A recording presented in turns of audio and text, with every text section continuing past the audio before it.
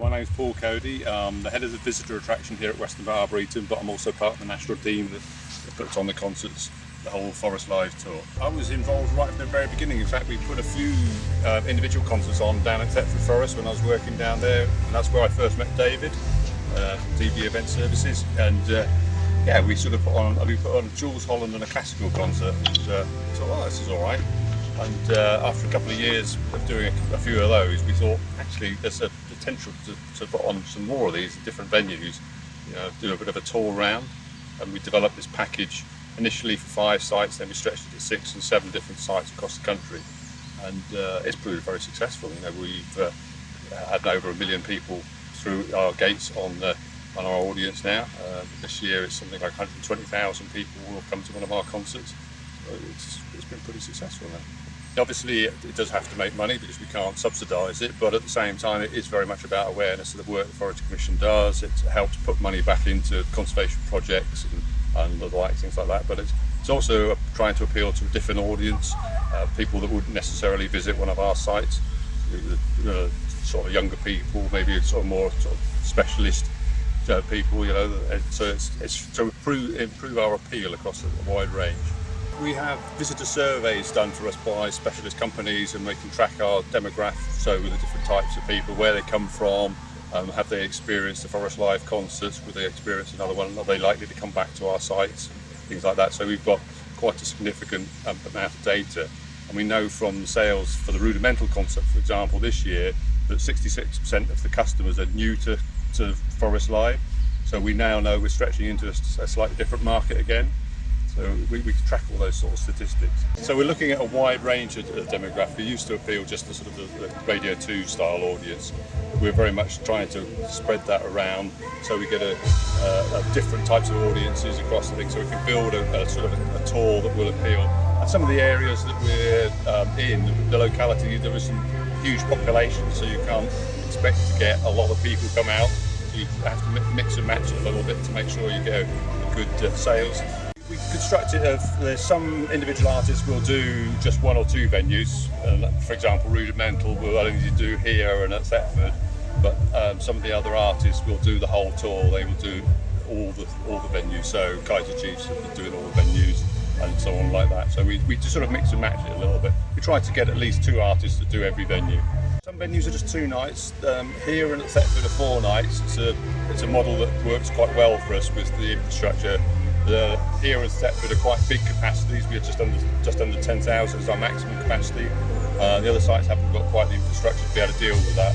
So when you're doing that level of infrastructure, you might as well put it on for 4 nights as if for 2 or 3. We're very mindful of the impact it has on the environment here, and here particularly this is a Grade 1 listed landscape, so it's the highest designation of a landscape you can get. So it's quite a precious landscape.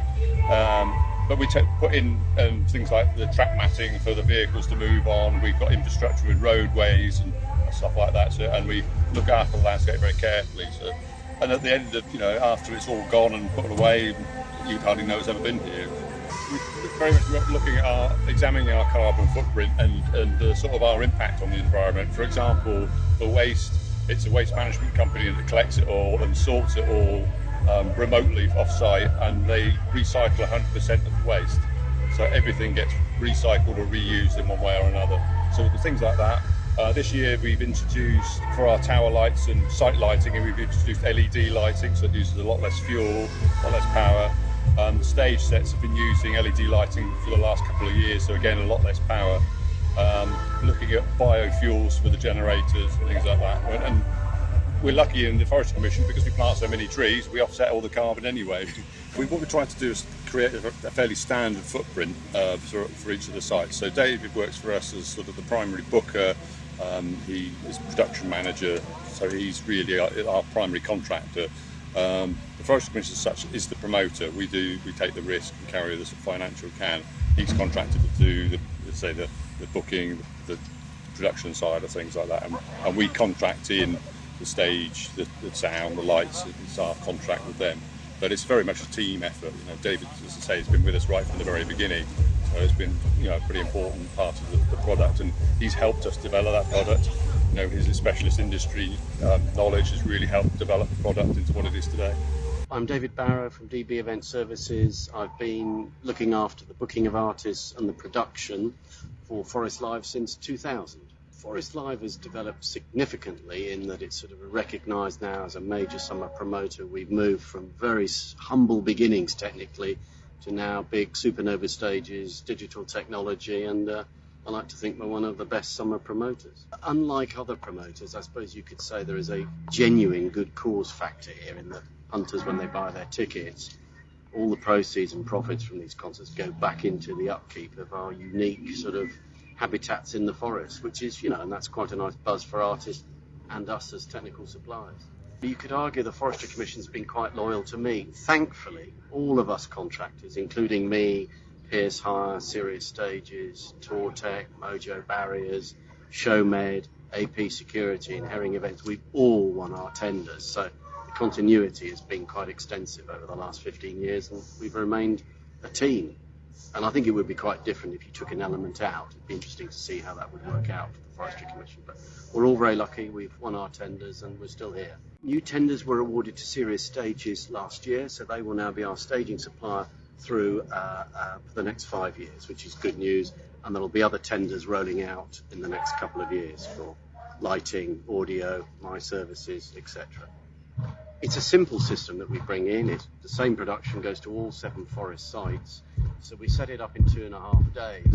The biggest challenge for us is the weather. If it's been heavy rain, which we've had here, it slows us down a bit. We've got to look after the ground. Believe it or not, this is protected ground here, so hence all the trackway and stuff like that. So it's normally the weather that delays us or not. Trees that's one of the best sort of acoustic baffles you can get, and on every forest site there's a hell of a lot of them. So no, we have noise restrictions at a couple of sites, and I'm pleased to say over the years we've had no problems. I would definitely say the move from analog desks to digital sound desks, the same with the lighting technology, it's significantly moved, and everything's moving in the LED, and I think the old days of Fresnels are going to go. So yeah, digital. I think what stands out is that we've sort of got a couple of UK exclusive with bands like James Bay that sold out. Kaiser Chiefs sold out in a day. We've got Tom Jones, Rudimental tonight, again, 2 exclusive shows. We reckon this year we'll do around 125,500 ticket sales, which isn't bad in this day and age. So 93% sales, got to be a result for the club. For the Forestry Commission, there's a little team of us, so I go along with a list of acts I recommend, and then there's a kind of negotiation that I deal on behalf of the Forestry Commission, and luckily we've had some damn good acts across the last 15-16 years. Massive attack here at Westonbirt, without a doubt. Fantastic show. TourTech and Sirius and Pierce Hire have been with us really from the beginning. They do have to bid for their contracts every 5 years because that's part of a procurement process we have to follow, unfortunately. But we've always had the same team. They know us so well. They've become friends really. A lot of the guys that work on the crews and stuff like that. And it's a relatively small industry. We get to know each other over the years. Very good. Guys from Sirius have been amazing over the years with dealing with sort of weather issues, and we've had some pretty extreme weather issues over the years with extreme heavy rain, lightning, very strong winds. Yet the guys have been very good with the stages and stuff like that. And we've never had a power outage or anything like that, so we sort of we put a lot of trust in them, to be honest, which is the right thing to do. They're the professionals at doing that. I've had a few good ones. Flying kites with Jarvis Cocker at Dolby Forest was quite good fun. After he'd done his sound check, he was wandering around and wanted to fly kites. Playing football with Paul Heaton as well. He decided it was an artist against crew football match, so it's quite good. One of the highlights here was a Massive Attack a few years back. That was quite an incredible show. It was a one in a lifetime sort of show. They really pulled the stops out. So. There's lots of memories actually. We do have enclosed areas, but a lot of the artists will actually go out into the forest or the Arboretum and enjoy this sort of environment. It is such a beautiful place to be, and so restful and calm. I mean, it's difficult to just think it's going to be calm with the sounds going on the background, but it is a very calm atmosphere here. We sort of keep it sort of well chilled.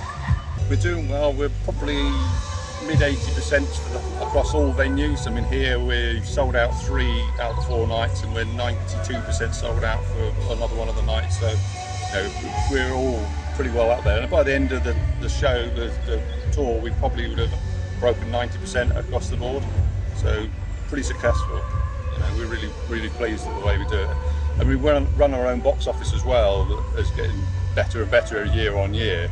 Used to use a lot of the agents, but our box office knows the sites. They do other stuff, event bookings for us as well, so it just works in our favour really. Here at Westonbirt we put on several different events. We do a sort of an illuminated Christmas event, stuff like that. We do films in the forest at different venues, and plays and sporting events and things like that. Myself personally, I get involved in the festival circuit, so I'm going straight from here to Gloucestershire on Tuesday morning, so I keep myself busy during the summer. Plans for Forest Live as a product, we're looking at increasing some of the venue sizes, maybe increasing a few more nights on the venues. We have explored adding additional venues on. There are issues with that, with licensing and planning and consent and stuff like that. I think if you would ask me in 10 years' time how many venues we've got, maybe we've added 2 or 3 more onto the sort of circuit. We're mindful of the competition. Live music is becoming very important to the industry now. It's the major earner for most live artists. So we're quite mindful that other venues are looking at increasing their capacity and building new venues even.